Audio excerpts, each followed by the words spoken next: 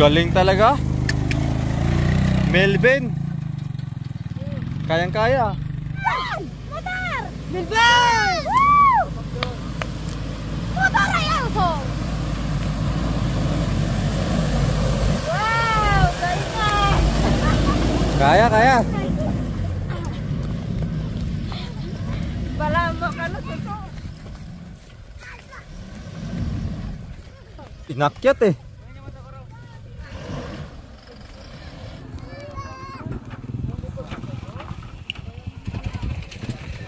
Sama ako. Bayaw. Sama ako. Magandang hapon po sa ating lahat mga kabayan. Muling pagbabalik dito sa kabundukan, dito sa Viewdik ni Kuya Joel and Ate Cha. Of course, sa mga Chocolate Boys and Chocolate Girls at sa aming lahat mga kabayan. Nandito po kami muli kasi silipin po natin yung bahay nila ni Ate Cha and Kuya Joel. Kaya tara po mga kabayan. Salamat po pala Ate Jenny. Sabi ko nga po mga kabayan, hindi ko po kailangan, hindi po ako humingi ng saklulo o anumang donasyon dito sa bahay ni Ate Cha. Kasi sabi ko magagaling mismo sa bulsa ko. Pero nagpadala pa rin si Ate Jenny, matigas ang ulo. Nagpadala pa rin si Ate Jenny from Montreal, Canada ng 5,000. Salamat po. At nakabili na kami ng materyales. Kompleto na po mga kabayan. Kaya lang, sabi na Ate Jenny, ay mag-share siya kahit anong pigil ko. Baka mamaya mapagalitan pa ako mga kabayan. No? Kaya tinanggap ko na yung 5,000. Although nabili na natin noong nakarang araw pa yung ating materyales lahat. Wala na pong kulang. Siyempre pagkain-kain na napunta na lang doon mga kabayan. At mga ibang minor na kailangan dyan. So doon na lang po natin gagamitin. Salamat po Ate Jenny from Montreal, Canada. And nandito tayo ngayon kasi ipasilip natin muli sa inyo. Okay, sabi ko nga po mga kabayan, dito sa kabundukan walang mayaman na aitas. Bukod lang sa masipag na aitas, talagang makaraos ka sa araw-araw mo. Kasi Kuya John mga kabayan, kahit pa paano, sila, pamilyang ni Tatay Jan, no, sila ni Ate Rose, sila ni Kuya Marulas, ni Kuya Jun, sila kasi mga kabayan na kahit papaano, no, napakasipag nila. Ang puhunan kasi nila dito sa kabundukan, walang iba kundi magtanim, masipag, matyaga, no, at madiskarte. Bukod doon, pagkatapos nila mga kabayan, magtanim sa kanilang mga lupain, ang ginagawa po nila pag walang harvest, pag walang kita, umaakyat pa po yan sila mga kabayan doon sa malayong kabundukan para maghanap ng kalakal para meron silang maibenta. Kaya ulitin ko po, walang mayaman sa pamilyang Fernando. Ang secret lang po nila mga kabayan ay sipag at tiyaga, na kahit papaano ay nakakarao sila, nakabili sila ng kalabaw, motor, dahil po yan sa kasipagan nila at dito sa kabundukan. So deserve po nila na magkaroon sila o magbigay ako ng regalo kay dito sa pamilya nila mga kabayan, kasi wala akong ibang tinawag na ibang pamilya. Sabi ko nga, sila yung pamilya ko dito sa kabundukan, wala akong ibang mautusan, kundi pag tuwing kilos ko dito, pag meron kong ginagawa, pamilya nila, pamilya ni Tatay Jan at pamilya ni Nanay Fee, na gabi man, oras man, kahit anong oras mga kabayan, no, kahit nandyan sila sa trabaho nila, pag nandito ako, to the rescue yan sa akin mga kabayan. Hindi ko mabubuo ang mga ginagawa dito pag wala sila. Kaya deserve, kung ano mang maibigay ko sa kanila, deserve po nila yon, dahil yan ay pinagtatrabahoan nila, dahil yan ay pinakita nila sa akin na hindi lang ako dito turista o vlogger na umakyat dito sa lupa nila, tinuring nila akong pamilya mga kabayan. Kaya sobrang na-feel ko po yon, sobrang na-appreciate ko po yung pagmamahal nila sa akin dito. Kaya ito, kahit papaano ay magantihan ko ng munting bahay kubo na para naman din sa aming lahat mga kabayan, na anytime na meron kaming matulugan dito. Kaya maraming salamat po sa inyo. In-explain ko lang kasi may mga ibang katanungan na ganyan. So in-explain ko lang po mga kabayan para maliwanagan at maintindihan nyo po kung ano yung purpose ko at bakit nabigyan ko, bakit ganito, ganyan. So pinapaliwanag ko na po yun mga kabayan. Okay, so ito na po ang bahay. No? Nirarush din po nila ito mga kabayan. Hindi maliit, hindi malaki. Nirarush din po ito Then, umpisahan na po natin yung ating pag-segregate sa mga boxes po natin, which is 28 boxes po yung mga kabayan na mailalagay dito. Subukan ko po kasi napakabigat ng ating mga kahon mga kabayan. Diyos ko, madagdagan pa yan ng mga dilata, madagdagan pa ng mga spaghetti yan, madagdagan pa ng mga bigas yan mga kabayan. Kaya subukan natin akyatin ngayon kung hindi ba gigiba ito sa mga mabibigat nating kahon mga kabayan. At napakarami. Diyos ko, kumbaga ang bigat nun, Kuya Marulas and Kuya Joel at Ticha, ang bigat nun, parang pison. Alam niyo yung bulldozer na ginagamit sa ano, ganun kabigat yun. So ilang tulinada yung mga kabayan, kaya subukan natin kung matibay. Nako, ang kasya dito nakakayanin mga kabayan. Capacity sa 5 boxes lang. 28 yun. Lulundo ito. O dito? Ang capacity dito 2 kahon na. So ang sabi talaga yung kay bro. Napundo. Masaya pamagaman kasya dito yung 28 boxes plus mga bigas. Kasyang kasya. Lahat doon, mga kahon. Pag nalagyan na to ng dingding, kasi hindi pa ngayon. Pag once nalalagyan to ng dingding mga kabayan, unti-unti, tuwing punta po namin dito, magdadala ako ng 4 or 3 kahon kasi depende po sa kahon kung malaki maliit kasi merong large, may small, may medium, no? Super laki, may jumbo pa po mga kabayan, super laki. At mabigat po yon, kaya kailangan unti-unti tuwing akyat natin dito. O di ba? Napakaganda, ang linis ng trabaho ng mga kabayan. Ang ganda ng kahoy natin, no, sulit. Tapos hindi siya maliit, hindi malaki, katamtaman lang. Na pag once na nandito kami, tulugan namin mga kabayan. Kaming lahat, magkasya kami dito. Na hindi na kami magtitendyaan, di ba? Kasi malaki na to, Diyos ko, kasyang-kasya na kami dyan. Isang ganyan na yung mga kabayan. No? Kasi mag-i-extension pa dito sila ng kusina. So sa kanila gagawin, kasi super busy natin, mag-i-extension pa sila. And then, bukod pa doon mga kabayan, itong bahay, bakit na tayo dito? Kasi merong purpose. So, ang revelation nito, ay to be soon, no? To be soon po ang revelation nito. Para po yan sa kanila, hindi para sa akin. No, ang revelation kung bakit na itayo itong bahay nito kasi may purpose ay para sa kanilang lahat, ay hindi para sa akin. To be soon po mga kabayan ang revelation, no? Para at least kahit papaano mapunta man ako sa ibang lugar, nandoon man ako sa Mindanao, sa Cotabato, sa Iraq, no, sa Baghdad, kung saan pang lupalok na delikado na mga lugar, at least meron akong naiwan na kahit paano, bibihira man ako makapunta dito, maalaala nila na meron isang naka-update na vlogger dito na kahit paano, iwan tayo ng alaala para sa kanila. Diba? Ganun lang ang purpose din po namin na kahit paano ay may something kaming maiiwan para dito sa parang pamilya ko. Okay, so anong kulang na lang dito? Engineer. Ang lalagyan na lang ng dingding. So ito, ang ganda ng pagkaano mga kabayan, oh. Napakalinis ang pagkagawa ng lahat. Napakalinis pagkagawa. Talagang na-master na talaga. Sa bagay mga kabayan, lahat sila engineer. No? Ganon talaga. Walang mason, walang labor dito mga kabayan, lahat sila engineer. No, yung isa graduate ng UST, Lasal, yung Ateneo dito wala pa. Yung ano pa ba? Yung iba't ibang university na malalaking university po mga kabayan ang gumawa dito, kaya maganda ang paggawa. Dito, kulang po ng sa gitna, tama? No? Lalagyan pa kasi, siyempre, katulad nun, matibay. O, di ba ang ganda mga kabayan? Simpleng. Oo. Kasi 28 yun, plus mga bigas pa. Plus yung mga groceries pa. Kasya yun. Tama na yung ginawa natin. Hindi ka dito. Hindi ka mo, sa'yo daw may basa daw. O bakit may bakat na dito, hindi ka nakaantay ha? Wala pang blessing, ibang blessing. Ibang tubig na nandito. Ano, te? Kami lang po kagabi ng dalawa. Ay, alam na. Dagol po yung kasama ko. Ay, alam na. Hindi, si Dagol kasama niya. Kaya pala, Hindi. Grabe yung pagod mo, Cha. Mamaya magpahinga ka ng ano ha. Matulog ka ng maaga. Araw-araw. Patingin ka sa kamay. Araw. Kailangan na ng oxygen.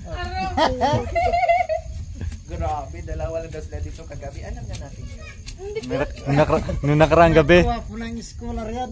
Dalawa lang po kami ni Dagol. Kasi dito madalas na yung tabi-tabi kami, nandito lahat. Wala talagang panahon. Eh syempre kung sinong maiwan dito na dala-dalawa lang, syempre yun ang panahon para mag-amin natin. Kaya kanina nakita ko yun, oh, puyat siya. Tapos ito naman nangihina din. Ate, kasi ano po, alas 2 na po na. Oo nga, nabanggit sa akin. Alas 2 na kayo natapos. Sobrang haba ng happy hour yung dala. Kasi nakatulog doon sa baryo. Iniisip mo si Dagol. Sabi natin yung muna trap. O anong pakiramdam ngayon at Cha na malapit na yung bahay kubo natin? Siguro masaya po. Sobrang saya po kasi hindi dahil po sa inyo, hindi ko magagawa itong bahay na po. Sobrang din po sa doon din po sa mga sponsor po at na tumulong din po sa inyo para po magawa itong bahay na po. At syempre din sa kanila po, salamat po kay Bayaw na nandyan po kay Tito Ramon at po kay Tatay.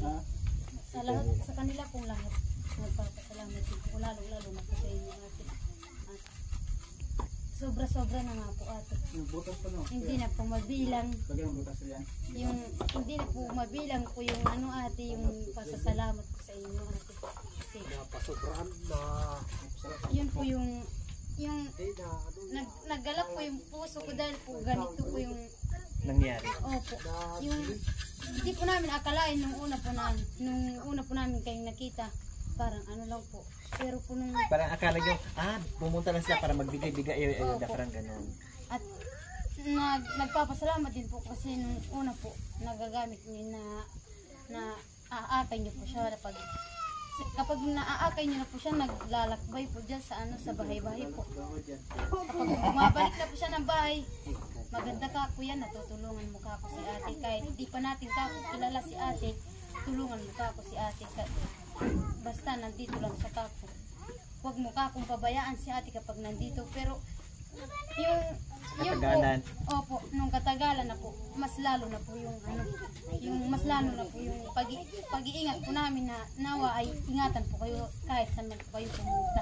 Yun po yung pasasalamat ko po kay Lord na kayo po yung sabi nga po ng asawa ko, si Ate Wana yung hiniling natin kay Lord na tutulong sa atin yun po.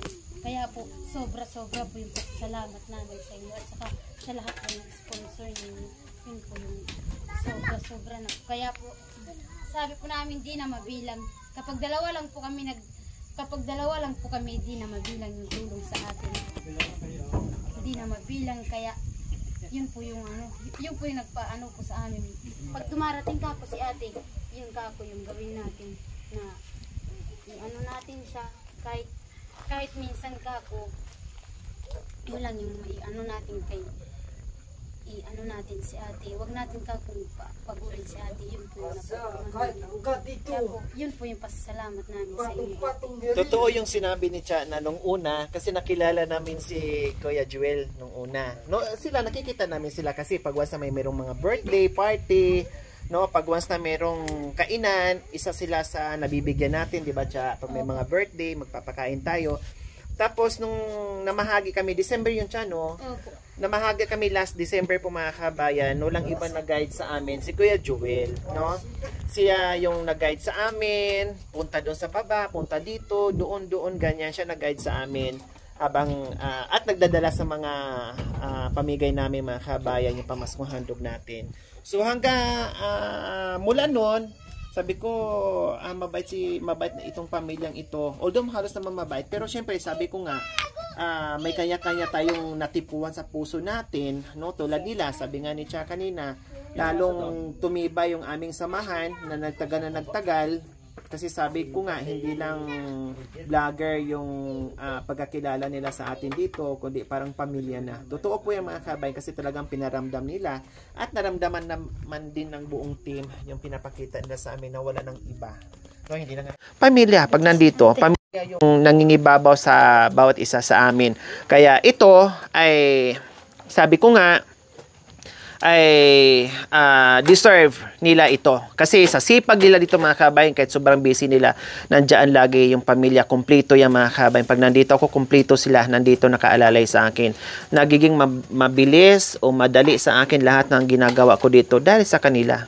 No, dahil sa kanila, lahat kumikilos, lahat ay alert to pag nandito ako mga kabayan. Kaya ito, sabi ko nga, bago man ako, sabi ko nga sa kanila, hindi ako pwedeng habang buhay na nandito. Siyempre, tatawid din ako sa ibang lugar. Siyempre, meron din akong tutulungan sa ibang lugar. Aalis man ako dito, or pabalik-balik, gano'n, bisita minsan. Pero at least kahit papaano, wala man ako dito, maalala na, meron silang makikita, maalala nila ako, no, na sa oras na nandito ako, maalala nila ako mga kabayan, na habang nandoon ako sa ibang lugar. O, diba? O, katulad ni Kuya Joel, busy yan sila sa mga pananim nila mga kabayan. Sabi ko nga, wala masyado tayong naitanim ngayon siya, no? Kasi hindi katulad mga last few months na hindi pa tayo nagbisi-bisihan, ang dami ng pananim. Di pa naman po ngayon yung ano. Yung iba, wala pa naman siya, no? Opo. So, January habang... po. Okay. March pa naman po yung mga taniman talaga. Opo, tamang-tama pala yung ginawa natin siya. Opo. Na nagbisi-bisihan tayo ngayon habang hindi pa oras sa mga pananim. Opo. So by January tapos, okay lang. At least natapos tayo sa bisi-bisihan natin, yung bahay. January, back to zero na naman tayo. Magtanim sila, tanim. Kasi yun na namang buhay nila. Sabi ko nga mga kabayan, pag hindi sila magtanim, wala din sila makakain. Pero kasi sila, hindi napapagod. Puro tanim, tiyaga, sipag. Kaya ito sila ngayon, 'di ba? Hindi nagugutom, may pagkain. Nandito man tayo o wala, hindi sila magugutom kasi ang sipag nila dito sa kabundukan. 'Yun yung nagbigay ng sikreto sa kanilang mga kabayan kung bakit sila ay sa tingin natin ay hindi sila nagugutuman dahil po sa kasipagan po nila. Mula kay Tatay Jan, kay Nanay Fi, mga anak o kapatid ay parihas. Nagtutulungan, nagbibigayan. Katulad nito, bahay ito ni Kuya Joel and Ate Cha. Pero nandito sila si Kuya Marulas, si Kuya Ramon, si Bayaw, si Verhel, si Tatay Jan na mismong tatay na leadership dito sa paggawa. Nandyan sila nagtutulungan. Halimbawa, kung si Kuya Marulas na naman nagpapagawa, nandoon din. Kahit sa mga taniman po mga kabay, nagbibigayan sila. Kumbaga, meron silang pakinabang bawat isa. Kung sino yung nangangailangan, tinan mo, tutol siya sa sinasabi ko, nagagalit, nag-iingay. Sabi niya, hindi totoo yan! Sabi, ang tagal mo kasi. Kanina pa ako nakaantay dito, kaya pukpukin ko na. So, totoo po yung mga kabayan, nagtutulungan sila. Doon, yun ang big factor kung bakit napalapit ako sa kanila. Kasi nakitaan ko na napakasipag at nagtutulungan. Walang naghihilaan pa baba. Puro sila naghihilaan pa taas. Ayun yung maganda. Sabi ko nga, kapag ikaw nakitaan ko ng ganyan, masipag, lalo kitang tutulungan. Pero sa mga taong tamad, sorry, hindi ako tutulong. Kasi lalo sila magiging tamad. Kasi aasa at aasa na lang. Diba? Unless lang doon sa mga seniors natin na talagang matatanda na hindi na kaya. Siyempre, pagdating sa mga seniors, alam nyo naman, pagdating sa mga seniors, maawain ako, matulungin ako pagdating doon. Binibigyan ko ng konsiderasyon, no? Unawa at pagmamahal, lawak, pasensya. Dahil, siyempre, isipin natin, matanda na sila, darating ang panahon tayo din tatanda din tayo. Darating din tayo sa punto na tatanda at ganun din. At maging ganyan din tayo. Kayo, Kuya Joel, kumusta? Masaya? Sulit? Sulit ang gabi? Hindi po sulit. Seryoso si Kuya. Anong pakiramdam, Kuya Joel, na malapit na talaga yung bahay kubo natin? Masaya po te. Bakit masaya? Sa dinigay mo pong bahay. Saka sabi ko nga po sa inyo te na yung puso ko po parang dinudurog po sa inyo. Hindi na kayo mahiya kasi para na tayo magkakapatid dito eh. Siyempre naiintindihan namin. Kumbaga, sobra-sobra yung pasasalamat, yun yung ibig sabihin ni Kuya Joel. Sabi ko nga sa kanila, tayo dito, pamilya na, kung ano yung maibigay ko, tanggapin, pasasalamatan. Kung hindi ko man kayang ibigay, pasensya. Yung kaya ko, ay ibibigay ko, tanggapin, pasasalamatan. Pero pasensya na rin doon sa iba pang bagay na hindi ko maibigay. Kung ano lang kaya na galing sa bulsa ko, ay pasalamatan na lang. Naintindihan ko naman yun. Siyempre, sobrang pasasalamat. Kumbaga, sobrang na-appreciate lang ni Kuya Joel. Kaya nasasabi niya, sobrang nadurog o na-touch yung puso niya sa ginawa natin itong munting bahay kubo. Wala pa yan. Kasi sa totoo lang, Kuya Joel, hindi pa to. Pauna pa lang to. Kasi gagawin ko to talagang 5 palapag. Oh, yeah.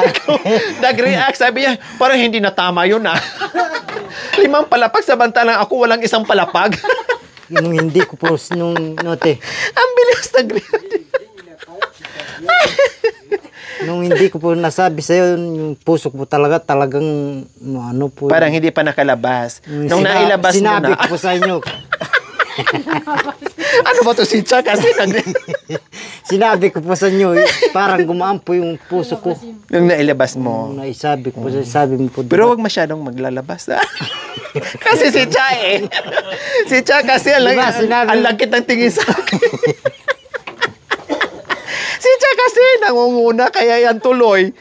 Tapos nung nailabas niyo na nasabi sa akin na kahit papaano, nahiya po ko sa inyo. Naibsan niyo yung ano. Sabi ko, nakakaya na sabi ko kay ate ka ko yun. Mahiya ka talaga pag sa labas. Ibang labas yun Jo, na okay ka na nung naano mo nasabi Kaya sa sabi akin. Sabihin ko po kay ate na pasensya na po doon sa nasabi ko. Okay lang, naintindihan naman namin yun. Sabi ko po sa kanya, nahiya ka ko to. At nasabi ko po sa kanya. Hindi, okay lang yun. At least, sabi ko nga sa inyo, good man or bad, mas maganda kasi nang open tayo. Halimbawa, pag hindi ko nagustuhan, Cha, hindi ko nagustuhan yung ugali mo. Kuya Joel, hindi ko gusto yung ginagawa mo. At least alam mo, kasi parang ka ako. Ganun din kayo sa akin. Ate Lori, kasi ganito, ganyan. Sabihin nyo rin sa akin, bad or good, kailangan open tayo. Para malayo man ako sa inyo, nandoon pa rin yung samahan natin. O magtatawagan, magkamustahan, bisita dito. Siyempre ganun. Hindi ibig sabihin na pag pumunta ako sa ibang lugar, na makalimutan ko na kayo. Siyempre hindi. Babalik at bibisita pa rin ako sa inyo. Sabi nyo nga, ginaguide tayo ni ate. Siyempre, nandito pa rin ako. Igaguide pa rin ko kayo habang kaya ko. At siyempre, habang malakas at kaya ko pang pumunta dito, nandito pa rin ako. Diba? So, ganun lang yun. So, ganun. Pero yung pagdating sa nilalabasan ng damdamin, yan na naman si Chow. Akala ko lumabas na yung puso. Siyempre, depende yun sa panahon. No? Pagka yung walang bisita dito, no, bahala na kayo, no, ni Cha. So, ayaw mo ng 5 palapag. Number 1 ka nag-react. Aray ko. Pauna pa lang ito. Unang palapag to, magdudugtong pa tayo ng 4. Bahay ng kalapati. So, ayan. Oo, so ganyan lang mga kabayan. Ganun lang kami dito. Ano, kuya? Ano sabihin mo pa? Ano sabihin mo pa? Hinabi mo. Habihin mo. Pakasal na daw sila. Second. Ano po te? Ano? Kahit ito na lang pong matulong pag nakatanim po kami. Saka na lang po kami magdudugtong dito. Okay, no problem. Nahiya po kami kasi ito na po kasi yun. Okay na po to. Di pali. Kung ano pang kakayanin natin dyan, ay unti-unti madudugtungan natin. Sa ngayon, wag muna kasi busy tayo. Kaya nyong gawin. Kailang ayaw ko kayong mapagod pagdating sa bigayan natin na hindi kayo makarelax. Ang importante sa ngayon, meron tayong malagyan ng ang mga gamit natin. Total yun, kapiraso na lang yung kusina natin na gagawin, dugtong-dugtong na. Madali na lang yan. So, saka na lang yan. Para makapahinga kayo, makarelax, hindi kayo mapagod, makabuelo tayo sa darating na pamaskong handog. Ang importante na meron tayong lagyan ng ating mga account. So dito kasi mga kabayan lahat, dito na kami mag-repack, mga bigas namin, mga pakahon namin, mga pamigay namin, and everything dito lahat po ang bagsak. Isa din po sa purpose yun kung bakit nandito at naitayo itong bahay na ito. Kasi walang ibang pwedeng paglagyan ko dito lang.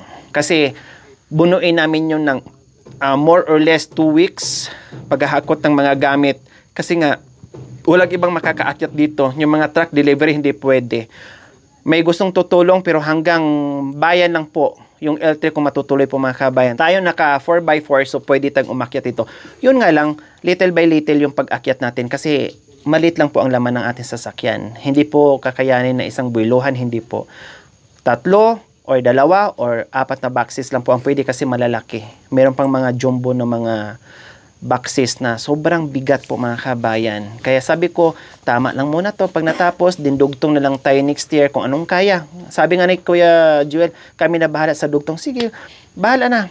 Kung ano yung pwede kong maiambag o maitulong, nandyan pa rin ako kung ano yung kaya. Sabi ko nga, pag mayroong maibigay, tanggapin. Pag wala, pasensya. Pag mayroong tanggapin, ganun lang. Pag walang maibigay, sasama ang loob or magagalit, no. Pag mayroon, tanggapin, pasalamatan. Pag wala, pasensya. No, gagawin na lang natin kung anong pwede natin ganun. Ganun kasi pamilya na eh. Kumbaga, hindi na iba sila sa atin. Para nasabi nga ni Tatay Jan, para akong anak niya na galing sa ibang bansa na dumating ngayon, na tinutulungan yung mga kapatid niya, parang ganun. So, pati si Tatay Jan naramdaman natin na parang magulang sila natin dito. Si Nanay Fee and Tatay Jan, parang mga magulang natin dito sa Kabundukan. Sila nga po yung pamilya ko dito. Sabi ko nga, ito, hindi ko magagawa yung mga tulong dito kung hindi dahil ni Kuya Joel, ni Kuya Marulas, Kuya Ramon, ni Tatay Jan, ni Bayaw, ni Kuya Virgil, si Pastor Aaron, lahat. Sila po yung mga naging kaagapay ko dito mga kabayan. Kaya deserve nila na magkaroon. At hindi naman to suluhin nila ni Kuya Joel at ni Ate Cha. Pati yung mga kapatid nila, welcome naman dito. Kasi nakikita naman natin bahay nila ni Cha at ni Kuya Joel, di ba? Pati kami nakikibay, ang dami namin. Ganun kasi sila dito mga kabayan. Ganyan sila. Ganyan, hindi sila yung nag-iinggitan, hindi sila yung nag-aaway, hindi sila yung nag-ahilaan pababa. Ano sila? Bigayan, bawat mga kapatid. Bigayan sila kay nakatuwa. Dito ako na nakuha yung puso ko sa mga ugali nila, nagtutulungan, kaya nabihag yung puso ko, kaya natutuwa ako. Kaya ito yung binigay ko. Binabalik ko lang yung mga magagandang ginagawa nila sa akin. Binabalik ko lang po sa kanila na kahit papaano makatulong ako ng konti. So that's it. Yun lang. Abangan nyo po mga kabayan yung aming paghahakot kasi lahat po yun ay naka-video po yun mula Pangasinan papunta dito. Kung ilang araw tayo abutin sa paghahakot ng ating mga pamaskong handog, abangan nyo po mga kabayan kasi soon. Kumusta naman yung ano natin? Walang problema? Walang nasugatan na kamay? Walang napako? Nilagnat lang. O si Mrs. lang ang napako? Nilagnat mga kabayan. Kasi ito matigas ang ulo minsan. Kaya nga pinagsasabihan ko, kapag merong naramdaman, kahit kayo, huwag pilitin. Kasi lalong magkakaproblema. Ito, kahit masakit ang ulo, minsan, merong katulad nung nakaraan, ilang beses ko nagsabi sa kanya, pahinga muna, kahit linggo, kahit nandito kami, pag masamang pakiramdam nyo, huwag pilitin. Lagi kong sinasabi yan. Kasi kayo nakakaalam sa sarili nyo kung kaya o hindi. Pag nakitaan ko kasi kayo medyo matamlay, ipahinga. No, hindi pwedeng kahit masama ang pakiramdam nyo, kilos kayo ng kilos. Marami na makikilos eh. Ang trabaho makaantay. Pero ang sakit pag nasundot yan na nasundot, mas delikado. Di ba? Pag may sakit, may lagnat, masama ang pakiramdam, inom ng gamot, magpahinga, matulog, wag gumawa. Wag gumawa sa bukid, magtanim, mag-araro o ano, ipahinga. Ito matigas ang ulo eh. Diba? Mas lalo siyang lalagnatin kapag ano. Kailang lagi yung inaano, mas lalo daw siyang lalagnatin pag yung nakapermi lang sa bahay. 2:00 o 4:00, nandito ka na kuya, no? Ganyan siya mga kabayan. Madaling araw pa lang, 2:00 or 3:00 ng madaling araw, nandito na sa kabundukan sa pananim niya, nakaumpisa na siya. Maaga pa lang. Para silang napapagod pag nasa bahay lang sila. Para silang napapagod, hindi sanay. Yun nga lang, lagi kong sinasabi, pag may sakit, wag. Kasi delikado. Pahinga talaga kailangan. Uminom ng gamot, pahinga, kumain. Pag may sakit, wag pilitin, wag dalhin na kaya-kayanin lang, no. Kasi lalo kayo magkakasakit at lalo magkakaproblema. Paano pag sumubra o paano pag lumala? Imbes na ang gagastusin mo 100, lumala. O kung di gagastos kayo ng 100,000. O saan tayo kukuha niyan? Ibenta natin yung mga bulbul natin. O, di ba? Ibig sabihin, delikado. Pahinga pag may ano. Hindi ibig sabihin pag nandito ako gagawa kayo kahit pagod, no. Magpahinga kayo. Nandito lang ako para bumisita. Hindi ibig sabihin nandito ako na prosigihin kayo magtrabaho dyan kahit masamang pakiramdam. Hindi. Nandito ako kasi bisitahin ko lang, titinan ko lang. Pag merong naramdaman o masamang naramdaman isa sa inyo, magpahinga. Kahit ang gagawa dyan, isa o dalawa, okay lang. Kasi hindi mapipilit. May sakit yung isa eh. Huwag pilitin. Magpahinga yung may sakit. Yung walang sakit yun ang gagawa. Hindi yung habulin. Mayayari naman natin to eh. Tingnan mo. Hindi natin akalain, okay na. Ding-ding na lang. Ayos na. Ito, Diyos ko, madali na lang yan. Nasaan na yung ano natin? Nakumpleto ba ang deliver natin?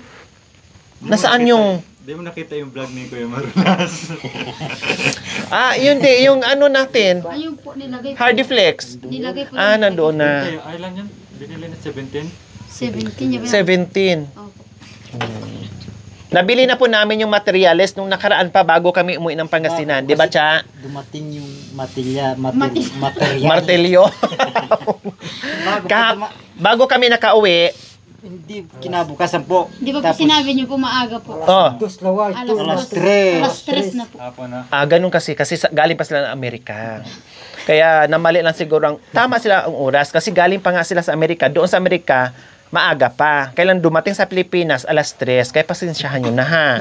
Difference kasi time difference kasi natin sa Amerika halos 24 hours. Kaya ganun talaga. Buti No. na nga lang po. Pero at least, on that day, ay dumating. Lahat, kompleto. Oh, okay. Walis. Dalawa. Pati walis. Very good. At least na nila. Dito. Kaya sabi ko, kaya? Kinaya niya po. Oh, very good. Hindi mo nakita sa video. Hindi ko nakita pa eh. Ay lang po yung update natin and then marami pang kaganapan dito sa view deck ni Kuya Joel and Ate Cha and family. So, syempre, maraming salamat sa lahat ng tumulong din. Sila ni Kuya Marulas, Kuya Ramon, Kuya Virgil, Kuya Bayaw, Kuya Aaron, Tatay Jan, no? Si Pastor Aaron, si Pastor Philip, ayan, si Pastor Philip, sino pa? Yung Tatlong Marulas boys. And then yung the boys ni Kuya Marulas, salamat din. Siyempre nabuo ang bahay. Daming balakid, ang daming sacrifices po mga kabayan bago naakyat yung mga galing sa bangin pero nakayanan. No, salamat. Siyempre sa Panginoong Diyos. Dahil itong mga kabayan galing pa to sa bangin, no. No, salamat din sa Panginoong Diyos na binigyan mo yung ating mga the boys ng strength para makayanan, buhatin yung mga mabibigat na kahoy, thanks God, at nabuo. So, okay na.